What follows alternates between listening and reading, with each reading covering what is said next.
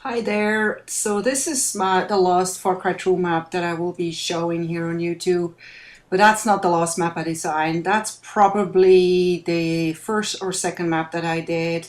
I'm not really necessarily proud of it, but I did actually, believe it or not, put a ton of work in this because I think when I built this, I was still kind of learning how the editor works and everything. But I also put a lot of thinking in it to make sure that this map works in multiplayer. So there's this town, and then there's the airport, and they're divided by the bridge.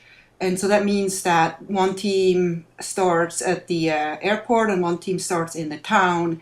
And then there's this fight across the bridge. Obviously, that was kind of my thinking.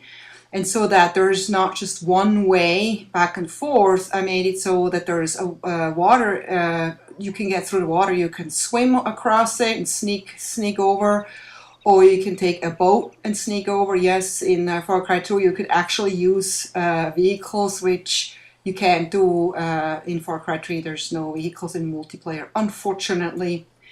So you can see here, this is where the one team starts. So you see the red characters in there. Those are all the spawn spots.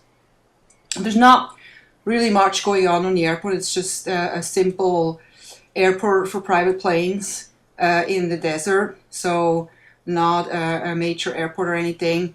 But there's buildings and towers, so there is ways for you, and buses and things that you can hide in between, so there's cover. So I thought it was kind of cool to have these two-sided maps where you have to get to the other side to get to the enemy team. So here you can see, if you go through the water, you have like this little island where you can take people out, and then when you take the boat, you can go under the bridge and get up on the other side. So I think there's also just one way you can really get up.